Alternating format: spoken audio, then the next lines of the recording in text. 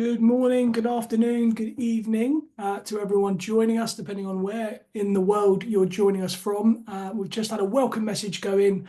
I'm going to say very similar things now. The session is being recorded, so we will share the session with you afterwards. I'm going to share the slides. There's a couple of other bits and bobs I'm going to talk through in this session as well, which we'll share with you afterwards. There's a Q&A box. Feel free to drop your questions in as we go along. And there's a chat box as well, and I'd like to see that that's working. Obviously, we've messaged you, but while we're waiting for people to finish their last meeting and filter in here, let us know where in the world you're joining from today, whether that's geographically or if you want to let us know what company you're working from, then drop it in. We've got London, Missouri, Austin, Texas, Cheshire, England. Hello. Orlando, Florida. Great place. Paris. Bonjour. That's the only French I know. Colombia. What else we got? Montreal, Canada. Great. Minnesota, New York City again. Buffalo, New York, London, Venice, and Florida. Great. Thank you, Colorado, USA. Listen, this is great. New Jersey. Wonderful to have such a geographic spread with people today. And we're up to about 129 and counting. So why don't I start the long intro, and then that way, by the time I finish, everyone should be here. Listen, you're all very welcome wherever you're joining us from in the world. Before we get going, I just want to start with an apology. This session was due to take place about 2 weeks ago, but sadly I had to cancel with a few hours, well, postpone with a few hours notice because my daughter was sadly taken to hospital. She's okay now, everything's good, thanks to the heroes in the NHS, but I know how frustrating it can be to have something like this taken out of your calendar with short notice, so please accept my apologies, and thank you for making time for the rescheduled session. For anyone who wasn't registered the first time out, you can ignore all that bit, and if you weren't registered the first time out, why? You're going to miss out, but glad you're here now. I really appreciate everyone taking time out of their busy diaries. Let me talk to you about how we're going to go about this today. Firstly, I'm going to do a proper introduction so you know who I am and why I'm sitting here talking about email best practice. We are going to look at email today, how it's being used in organizations around the world, and then we're going to get into the practical stuff. So how can you make email work better for you? We'll look to bring that to life with a couple of case studies. We'll take questions. As I say, you can drop those in to the Q&A section as we go along. And then I'm going to leave you all with something that I'm calling a tomorrow toolkit, something hopefully you can take away and implement right away that should see an improvement in your email engagement. As I say, we will wrap up with questions, plenty of time for it, but drop them in as they come up because I'll look to address things in the moment as and where I can. Let me introduce myself. I am Andrew Hubbard. That picture is not AI. I've been accused that this is an AI image. I feel like AI would do a better job. This is a real image of me in a pub that my wife took using portrait mode on an iPhone. My job as Senior Director of Communications at Poppulo. Before joining the team here in October 2022, I just celebrated my 3rd work anniversary. I was actually a customer myself for well over a decade, and I loved how Poppulo helped me and the teams I worked with communicate and drive change at companies like Rolls-Royce and Santander and National Grid most recently. So when the opportunity came to join Poppulo, it was a really easy decision for me. And my role here at Poppulo is multifaceted, like many of your roles will be. We've got a small but mighty team working on business partnering, channel management, content and campaigns, lots of change and transformation, events, colleague listening as well, and much more besides. But of course, at the heart of all of that is email. Email is really helping us drive our strategy. And you won't be surprised, I think, to hear me say that I really like email. I really believe in it. Firstly, because I think it's a really vital channel in terms of driving the change that I spoke about a moment ago. But secondly, people like email. Any channel audit that I've been involved with over the years, the thing that comes up really loud and clear for me is that people say, if it's important, you'll email me, right? That people, they like this channel. That said, it's really easy to get it wrong. If you think about your own inbox this morning, how many emails did you actually read and get into the detail of? And think about how many you skimmed, right? Or even ignored. And that's the reality that a lot of employees face today. And the question that we have, and we're going to solve in the next 35 odd minutes now, is how do we cut through the noise and how do we make email work? So let's look at the landscape. Email today is very, very prevalent. Our own research that we conducted recently revealed 93% of organizations say they use email for internal announcements, and then 4 in 5 say that those messages are effective. And the global picture reinforces that. Email usage is expected to go to 4.7 billion in 2026, showing that the flow of email is only increasing. So job done then, right? Communicators are sending emails, people are getting them. Vast majority say they're effective. We don't need this workshop, if only. The reality is that the near universal use of email comes at a huge cost. Email is more crowded than ever. Inboxes are more crowded than ever. And the quote that I pulled out from this Adobe Workfront survey when I was researching for this masterclass today was, most employees continue to suffer email overload, and that was from about 4,000 employee comms professionals in the US, UK, and Germany. This isn't a local issue; this is a global issue. And actually, the client audit Poppulo reveal the same thing, and the risk is that you'll have duplicated content, you'll have open rates that stagnate, you'll have engagement falling, and critical messages will simply get missed.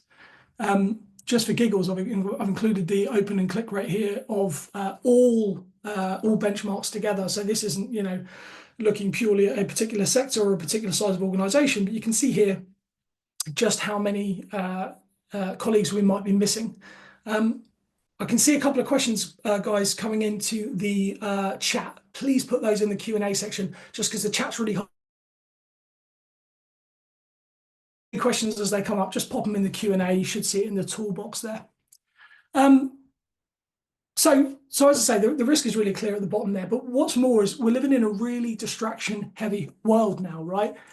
Communication in the business is in competition with lots of different priorities, but we're against competition externally too. And I think the challenge is, how do we overcome those overloaded inboxes, right? And really engage with people who are tremendously busy, because when they skim emails, they don't do it because they don't care, right? They do it often because of a lack of strategy or connection or poor design or lack of relevance or even that kind of information overload. So as I say, my promise really today is to make sure that by the end of the session, you've got something practical to walk away with to help us solve those challenges. Let's get into it. Let's talk about making email work. Now, email is a push channel, right? But it needs to drive action, because that's why we all get paid, right? We're all here to make things happen, not simply to make noise. So the first thing I aim to do when setting out an email approach in a business is look at the channel strategy and work out where email fits in the mix. Is it the first port of call, right? Is it the breaking news channel? Or actually, is it supporting another core channel? And if it's the latter, then emails can be fewer and farther between, and they can signpost your intranet or whatever the core channel may be. But then we need to look at what does and does not make the cut for email. So we're talking governance here. Stakeholders will gladly tell you that everything needs to be an email, right? Tick, done, we've communicated, I'm happy. But we've already discussed what happens when we let that email overload take hold in a business. So what's really important is to define what topics, what email types, and what audiences make the cut when it comes to email in the organization. Because if we throw everything, we'll spend lots of time doing stuff, we'll be very, very busy. The audience will get a lot of noise and nothing's going to get read, and we won't be moving the dial in the business, and all of a sudden it's very, very difficult to talk about the return on investment for comms at that point. So strong email governance protects everyone from the noise. It ensures that we have clarity. It maintains trust in internal channels. And governance isn't just about control. Right? It's about making communication strategic and efficient and really consistent. And I'd say the things to consider when it comes to governance are purpose and scope of email, as I've said, the audiences that qualify, roles and responsibilities. So, who does what when it comes to communications and subject matter experts. But then also looking at data management. How do we partner with human resources to make sure that we've got the data management that allows us to target effectively. We'll talk about targeting today a bit later on. We need to look at style and brand as part of your governance as well, and then frequency and measurement as well. And what I've done is there's lots we could go into here, right? There's loads of cul-de-sacs we could go down, and we will go down a few today. But so that we don't spend the whole 45-minute session just talking about one topic, I've created a one-pager on governance, which I'll share with you all after the session. And hopefully that's helpful in checking what you have today and maybe even looking at what you might need to do to make improvements in the future. So having clear governance is great, right? But it's always going to get challenged. I can feel nodding heads in the virtual room here. So I thought I'd share a few tips on how to deal with those challenges that we get, because this is the foundation, right? Getting governance right helps us with email. People will say, well, I can't hire an email. And we say, because communication needs to serve a strategy, not a moment. I'm not going to read you this whole thing here, but I have pulled a few words together which might be helpful in challenging tricky stakeholders. And again, we'll share these slides afterwards in the recording so you have everything. But working with stakeholders to say, look, actually, let's work out how what you're trying to do fits in with the wider communication strategy and our channel setup before deciding if we need an email here. Now, if they don't like your well-reasoned response, what you'll probably get is something like this. I'll just go and create my own. I love those stakeholders. And we say, look, governance exists for a reason. And then we try and push back again, right, in a really, firm but fair way and say, we're not trying to stop communication. We're trying to make sure that what we deliver works for the audience and works for the business, that reaches the right people at the right time. So let's work together. And something stuck with me years ago in a job I had where somebody said, your team feels like the team that says no. And I didn't like that, because actually I felt like we were the team that said yes if. And I wanted to share that with you guys because, I don't think we should be managing stakeholders with hard rejections all the time. Instead, we should be shifting the conversation, and we should say, yes, you can do that if it aligns with business priorities or employee needs. Yes, if we can integrate it in an existing communications channel or touch point that we have.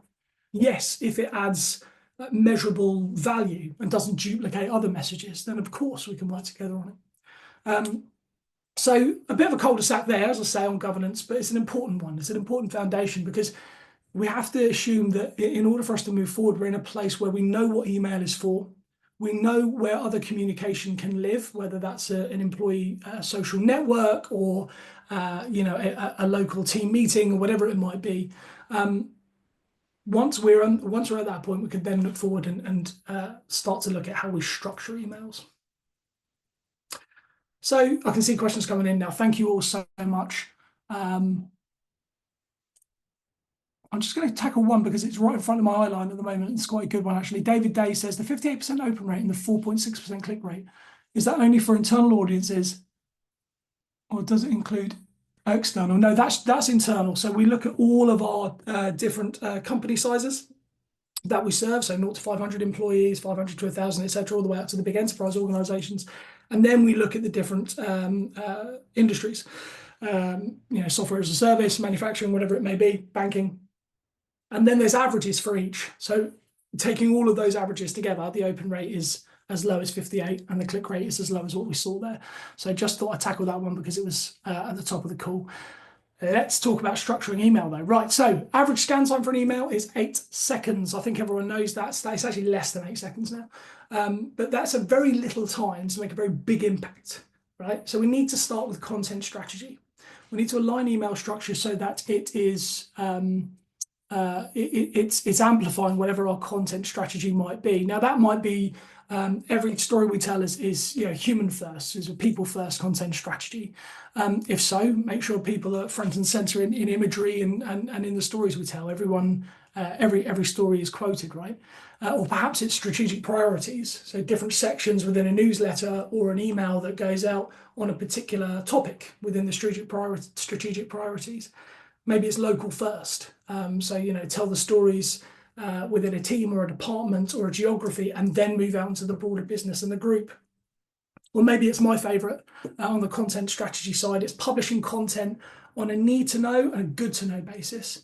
which means that you can put all of the stuff we talked about before mixed in, right? You can have local news, you can have geography news, all mixed together, but targeted in such a way that it's based on hierarchy. So give the colleague what they need to know first, wherever the news comes from, whatever it's about, and then move out if they have more time.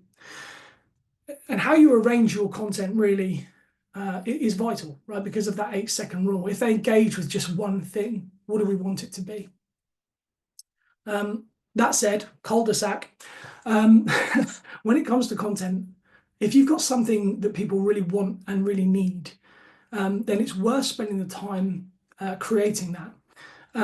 The story I've got here is when I joined Poppulo in October 2022, I did an audit, I spoke to loads of colleagues, and a thing that kept coming up was they would say, hey, Andrew, I don't know when people are leaving. I often find out on LinkedIn, when they've got a new job. And that was a problem. So it came up so many times. It's something I decided to spend a bit of time understanding more about and creating a new feature in our weekly newsletter, which is called Starters, Movers, Leavers. We still have it today.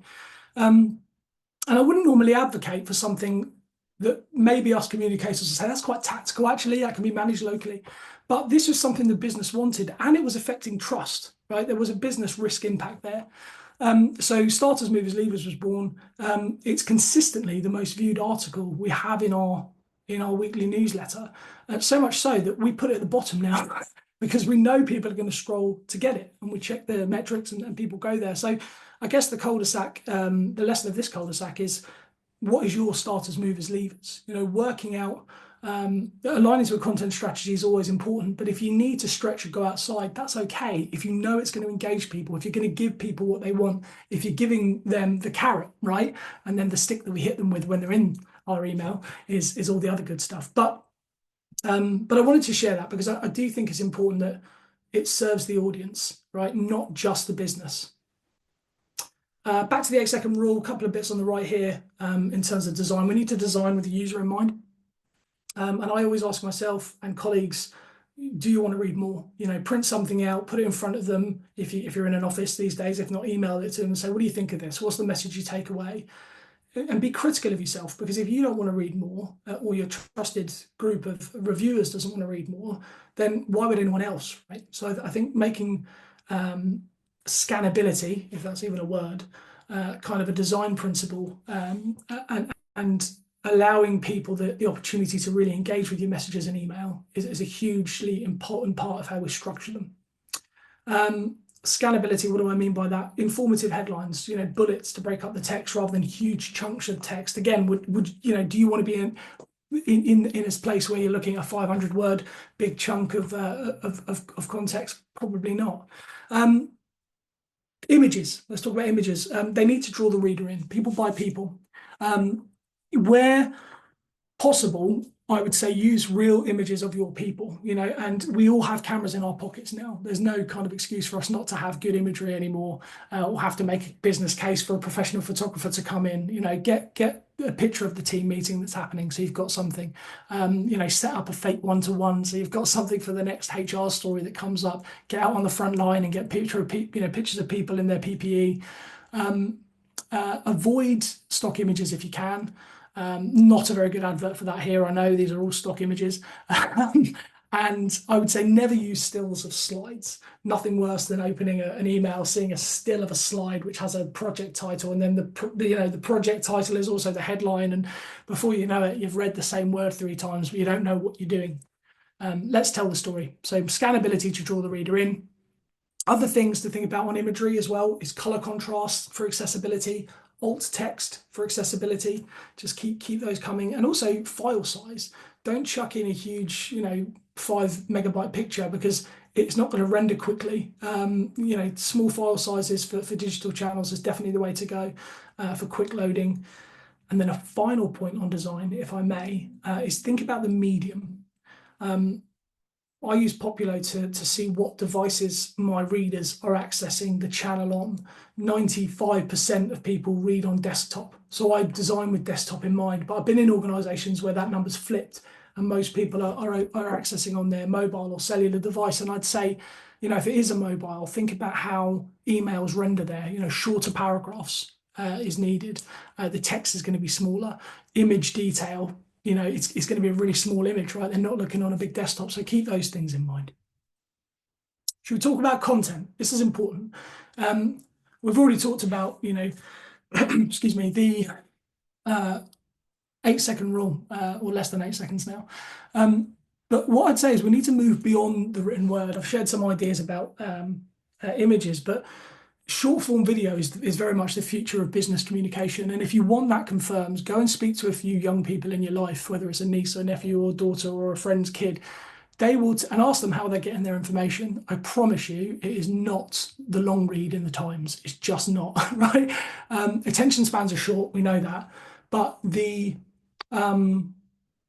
idea of adding something that appeals to both the newer generations coming into the workforce, short form video, but also saving the time and respecting the time of our colleagues who are in the business now is really, really important. And I would say a surefire way of improving engagement in email is to include short form video wherever you can.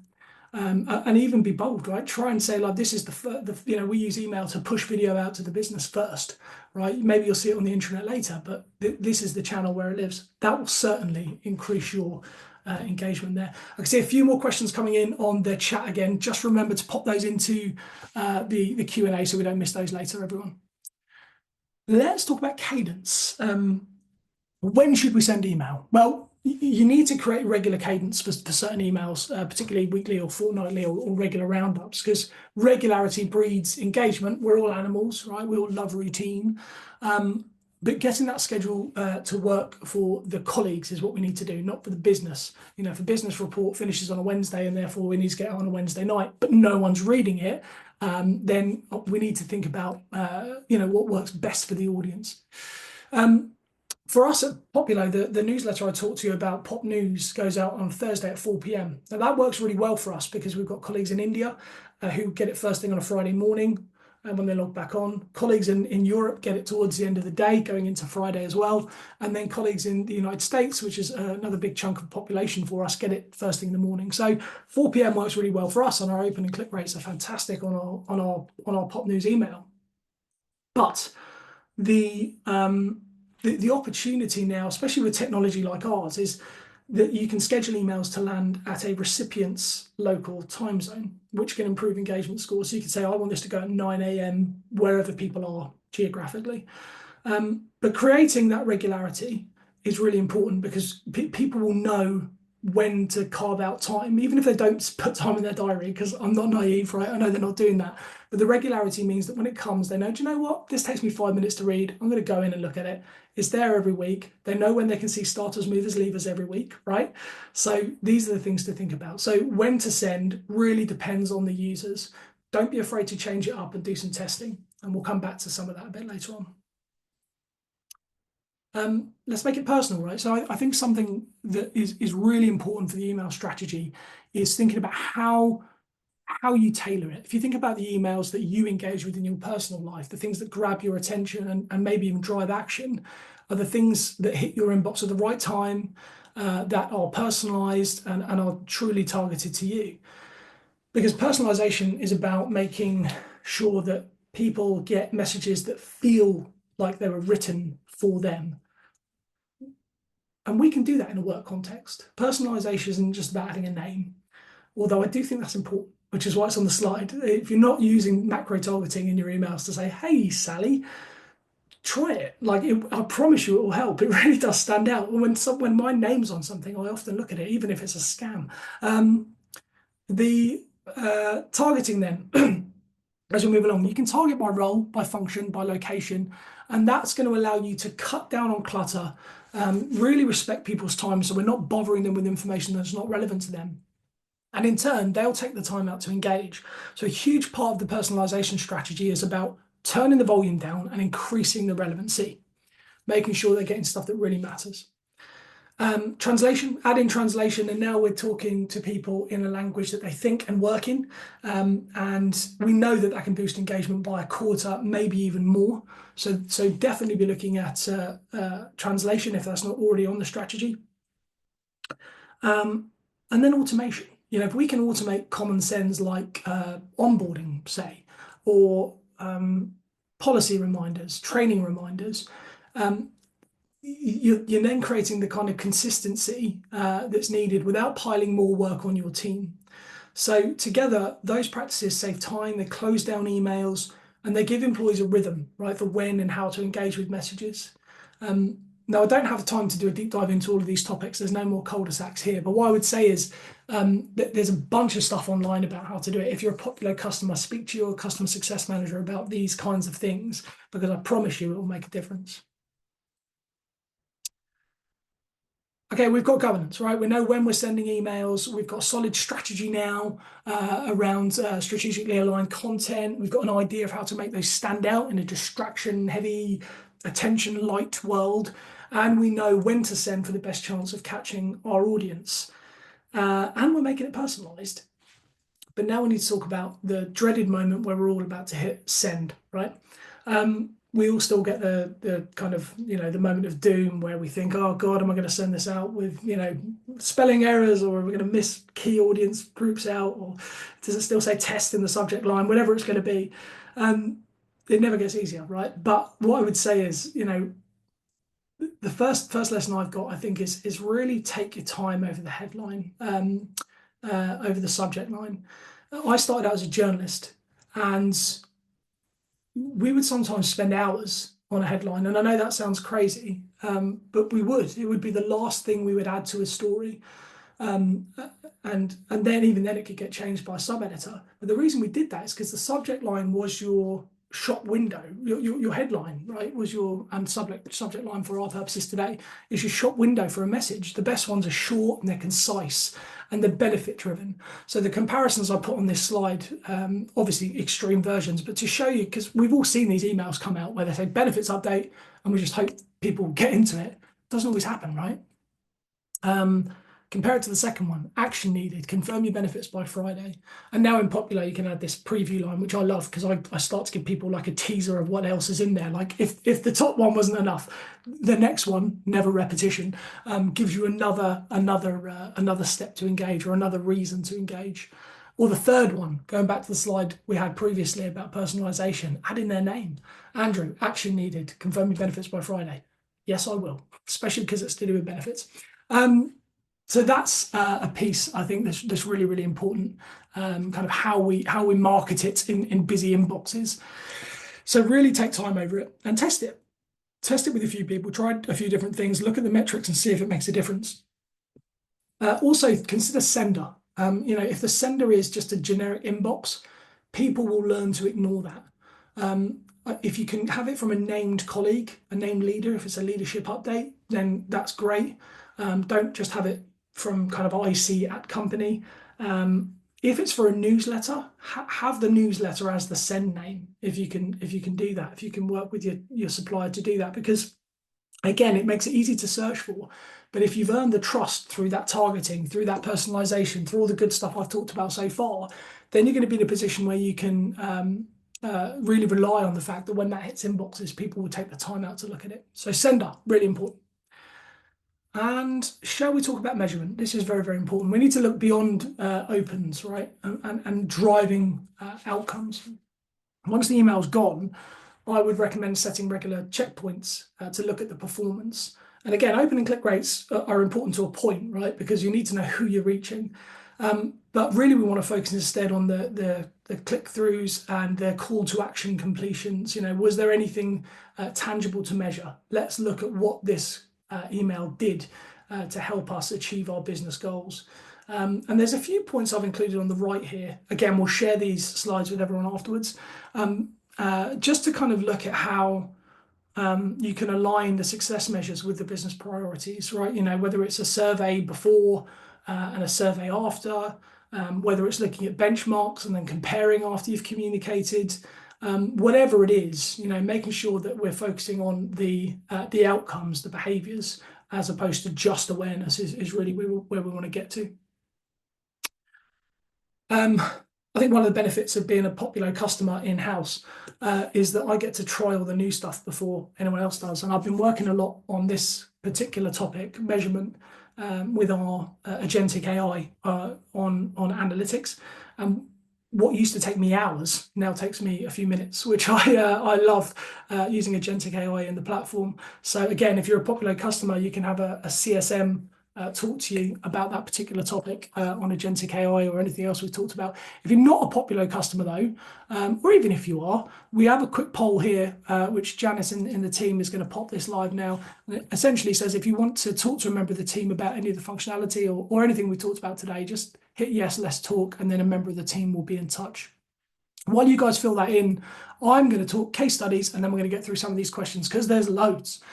Right. First case study is ours. Again, at Poppulo, we launched a newsletter called Pop News in November 2022, and it replaced 4 newsletters. So we closed down a bunch of newsletters, and we used targeting in the email to make sure that they got the colleagues got all of the information they got before, but in such a way that it was, in one weekly blast. So rather than getting 4 or 5 different newsletters, they now have one. Those were like a people update, we had a manager update, we had a department newsletter. All of those went into this, and we used smart targeting to get it to the right people. Again, you'll see at the bottom there, starters, movers, leavers. That keeps people scrolling, right? Again, the closest thing to clickbait we have. We use banners at the bottom, you can see here, which change every week. So we keep it fresh. And the campaign banners may support something we're doing organisationally. They might be kind of a hygiene reminder. As you can see here, Pop Stars is our peer-to-peer colleague recognition campaign at Poppulo. So we pop that in at least once a month to remind people just to click, and it goes straight through to our nomination form. And then we have dates for the diary at the bottom, which again is tailored, right? So that could be town halls, it could be local holidays, and when we're having office shutdowns, but all of that is in there. But again, what you're seeing here is a version that is tailored to a colleague based in my case, in the UK. This is my version, but the real version of Pop News is much, much longer because of the targeting, because of the tailoring that we've done. It's really short and sweet. On the right-hand side, I wanted to include an example here of a leadership update, which goes straight to video. Now, there's 3 paragraphs in that, and then it goes straight to a video, which is a couple of minutes long. Actually, that's from this week, actually, and the open and click rate on that is really, really strong because we convinced this leader to say, look, rather than, have 4 or 5 different, subheaders with lots of detail underneath about how we performed in Q3, let's do a video. And that's Glenda, our Chief Customer Officer. Some of you might know her. She was very happy to do it. And I must say that the performance has been night and day compared to the previous updates we've done. So bringing to life a few examples there. But I know what you're thinking. This is a smaller company, right? We're a SaaS company of 600 odd people. Let's have a think about larger organizations. So here's GSK. Now, GSK had hundreds of newsletters. They've got 130,000 employees, right? They had hundreds of newsletters, all designed and sent separately. There was overlapping content, right, from different teams that was causing noise and chaos. There was inconsistent branding and cadence. There was no central visibility on data or governance either. And so they launched something called GSK News, your GSK News, which is a fortnightly global newsletter created in Poppulo with 220 contributors, which sounds crazy, right? But those 220 contributors were probably sending their own newsletter before. Now it's one editorial hub to ensure that they've got quality control, smart targeting. So you'll only see what's relevant in your location and language, and maximum you will see is 13 links every fortnight. And if you want to see what that looks like, you can see all the colleagues from the team holding the page there. That massive, massive A4 paper that is probably 2 trees worth of paper is an edition, right, of the fortnightly newsletter. They start local first. So that's their approach. They know that works for them. So you go local stories first, the regional updates, then it broadens out. And that relevance is really helping them drive engagement, they told us. They have data-driven governance as well. So they look at what's working well, what's not working well, and then make sure they learn from that. So it's a continuous loop with the editorial hub of making it better. And what that means for employees, right, is that you've got fewer emails, more relevant emails, a bunch of time back in the business as well, and for your own diary. You've got predictable cadence as well, and a really clear hierarchy of what's coming through. And as an employee, you're now getting content in your preferred language and with the right context. So for the business, you're getting single trusted channel for local news, consistency, and real evidence of impact as well. Employees can now understand better the priorities and are more connected to the company. So a couple of case studies there that just bring to life some of the things I've talked about today. I'll wrap up in a moment with the toolkit for today, but let's look at some of these questions. You guys have shared loads. Okay, let's go from the top. So I think beyond open rates and clicks, what's the most meaningful way to measure impact on employee engagement and behavior? That's a really broad question, and I'm going to answer it with come to the next masterclass next month, because we're going to do a really long 45-minute deep dive specifically on measurement and analytics and understanding what we need to do to look at how we're moving the dial. So I'm not being evasive, but we're going to spend a whole 45 minutes on that next month. I'd love to see you there. Data being shared, please provide context. Is this from Poppulo or other providers too? Source of data and age of data, please. Yes, all data is 2025 or 2024. The numbers I shared at the beginning are Poppulo numbers from research that we've done that look beyond Poppulo customers. The 2024 number I referenced is Radicati, which is the 4.7 billion email users. The open and click rate I've already discussed as well, which was the aggregated open and click rates of all of our emails that go out across lots of different company sizes as well. So hopefully, Karen, that answers the question, but happy to dive into more of that and share everything else with you as well. Bradley, thanks for coming along. What's your top tip to increase open and click-through rates internally within a company? So I've got 3 tips, which I'm going to share in a moment. It's hard without the context of what you do today. But my top tip, if I had to pick one thing, I would say turn down the volume and increase the relevancy. Tailor everything or anything, at least one thing. That would be my top tip, because that's when we start to give people the experience that they get outside of the organization, inside. And only when we get to that point will people start to really focus on what we're sending them. Otherwise, they're going to feel like they're always getting a wave of stuff that's kind of, maybe it's relevant, but I don't really have the time to get involved with it. So that would be my top tip, Bradley. Can I also share the click and open rate average? Yes, I can for Pop News. Pop News is open rate of 80% and a click rate of 45%. I don't have the latest GSK one. I don't think they'd be happy if I did share it, but I know it's good. Otherwise, we would have done a case study on it. But what we can have, Eva, and I can share this afterwards, is we've got a table which has all of the kind of industry open rates and click rates. So I'll add that to the list of things that I'll share afterwards as well.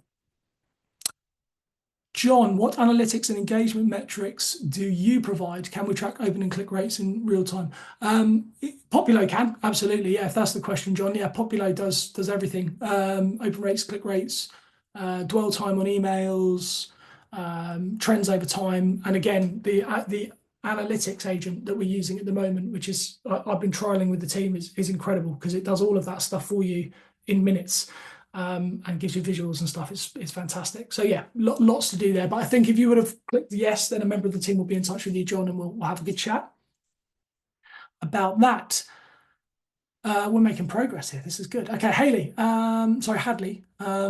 What do you think about separating an email specifically? So what do you think about separating an email, specifically a weekly newsletter, into topic categories that help with scannability, or does that reduce the amount of engagement? It really depends. I've tried this before, and I think the challenge you've got by putting it into topic categories is if someone isn't interested in that topic, they're just going to skim past it and they'll never engage with it. And that's even worse if you've got a group of people who don't believe in a particular strategic priority, if that's one of the topics that we're thinking about here. So it definitely helps with scannability, but it can reduce engagement if you've got a bunch of people who aren't interested in that topic. Again, Hadley, my preference when it comes to a content strategy is to have one that focuses on need to know and good to know. The need to know stuff is if you're going to read 1 or 2 things this week, here it is. And the chances are, we'll never talk about the topic that is. We'll just say this is the most important thing. And then we kind of bleed into other stuff, because then you're giving people, I guess the kind of respect that they want around kind of like we are conscious of the time that you have spare in the business. It's not a great deal of time, and therefore we really worked hard to curate this based on what you need to know this week. That was a long waffly answer, but hopefully it answered the question, Hadley. Sandra, hello. Sorry, I was late. Where's the 8-second data point coming from? Good point. That's important to consider and makes me rethink some of the communications we sent out. So this is quite widely shared now. We've got data ourselves at Poppulo that we shared a few years ago, and I think it was 7 seconds at the time. This is 3 or 4 years old now. But there's a number of other things that I've been reading recently. I can't remember the sources off the top of my head, but if you type in what is the average dwell time on an email into Google, you'll find 4 or 5 well regarded reports that say 8 seconds or less. And yeah, definitely keep that in mind, because I think about the way you interact with an email, Sandra and everyone. Like, when you look at an email, there are a few seconds, right, that they have to kind of grip your attention, and it's either kind of quick delete, flag for later. That's a real thing, right? So yeah, it's a well-regarded data point, but definitely keep it in mind with whatever you're creating. Not just email.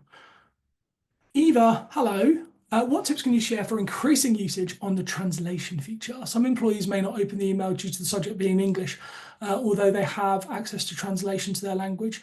So when I previously used the translation, it translates the subject line as well. So that's definitely something you should look at. This is in Poppulo. I'm not sure what tool you're using either, but if you're a Poppulo customer, talk to your CSM about that, because the subject line should come in the preferred language as well as all of the body text as well. So yeah, I can't give any more on that one, so I'll keep us moving, but hopefully that is helpful. Quincy says, what's the recommended short form video length? This is a really good question, right? I believe this is not scientific, Quincy. Apologies, everyone, for moving away from the science. I believe anything more than a minute is a problem, right? And that's crazy, right? Because it's very, very difficult to give people an update of any great detail in less than a minute. But the reality is, and this is the old, showing my age, I'm aging myself here, but remember Vine, right? You could give me 500 6-second videos and I will watch them. But if you put that whole time together and put it in front of me, I won't look at it. I just won't do it. I won't engage it that way. So I think keep it short, keep it sweet. And remember that there are other channels and formats to do the more detailed stuff. In-person briefings, manager cascades, whatever it might be. We can give people more information, but the short form video needs to be exactly that, shorter the better. And people will engage more and more as they see those the times aren't increasing or creeping along. Thank you, Quincy. Great question. 13 left. Can we do it? Ooh, yeah, let's just do a couple more, and then I'll try and get back to everyone else's here. What are the metrics you're seeing on video? We're not seeing video being effective in our healthcare workforce. Carla, that's a really interesting one. I think it depends, if it's a pharma company where everyone's connected, or if it's a healthcare workforce that's really dispersed. I don't know the context there, but I think, if people are on the shop floor, they're always going to engage less with corporate communication channels, internal communication channels anyway. We do very well because we've got a connected workforce who are at the desk. But I think it depends on the medium you're sharing it in as well and with. If you're sharing via email and it's in front of them and they're still ignoring it, that's something to dive into, I think, Carla, and really understand what it is that the audience wants or what's turning them off from what they're currently seeing. There are so many more questions, 12 left. So I haven't got the time to do it now because we promised we'd keep this to 45 minutes and I've got to wrap up. But I am going to answer all of these questions and then share that in a Word doc after the session. And if there's any other questions, please do connect with me on LinkedIn so that we can keep the conversation going. Let's wrap up with what I promised, the Tomorrow Toolkit. And again, we'll share this, right? And it answers a couple of things that came up in the questions. The idea here is it's something you can take away, hopefully implement almost immediately, and hopefully see some kind of difference. The first tip is to audit before you send. So look at everything that went out last week or last month, or even in the last 6 months, depending on how much you email. What was truly essential from that list? What, if you could go back in time, would you kill, right? And just take off the list. What could you consolidate or combine? And then are there reoccurring sends that have really low engagement that need to be that need to change? I think even small reductions there can really help lift open rates and credibility. So the try tomorrow here is pick one email or a series. Bad proofreading from me there. A series. I'll fix that before it gets sent to you guys. To pause or to merge. And measure if engagement improves. So audit before you send, have a look at what we've done, see what you can change. The second one is the scannability thing. Again, I don't think it's a word, but you know what I mean by this, right? People spend very little time diving into the detail of an email. So let's get them early. What is the one thing that matters most? Lead with that. Lead with that. Use the headlines and bullets and the white space to guide the eye. Think about good design principles, and then images of real people, not stock ones. So I would say the try tomorrow is to do it like an 8-second scan. Print it out if you can, put it down in front of you, or send it to your inbox, and just look at how that arrives for you. And if you can't identify the key message right away, maybe think about restructuring that. And don't be afraid to try that with some other people as well. So you've got anything. I talked about this as my kind of biggest tip. I think even the simplest personalization, the first name thing, the targeting by role or team or location, or even adjusting the language or the timing that it hits people so that it's not landing with them at 1 a.m. in the morning. It will make a difference. So the try tomorrow is segment something, right? An upcoming send, do it by geography or by function or by role, and then look at the click-throughs compared to your standard approach and see if that makes a difference. Thank you all for coming along today. I really hope this has been helpful. I appreciate it's been a lot of information in a really small amount of time, and we haven't got to get through all the questions, but the conversation doesn't stop here, right? Let's connect, let's keep talking. We'll send everything out to you guys as well. I'm doing another one of these, as I said, in November the 18th. So do come along to that one if you're free. We're going to be talking about measurement here. So we're looking at how we can prove the impact of comms. So it won't just be about email. It's going to be going much, much deeper on looking at how we can prove our worth. Again, we'll share the recording of today's session a bit later on today, and we'll be in touch with anyone who raised their hand to speak with a member of the team. Thank you all so much for coming along. I really hope it was helpful, and I'm looking forward to connecting with you all and carrying on the conversation. I'll see you next time. Thank you.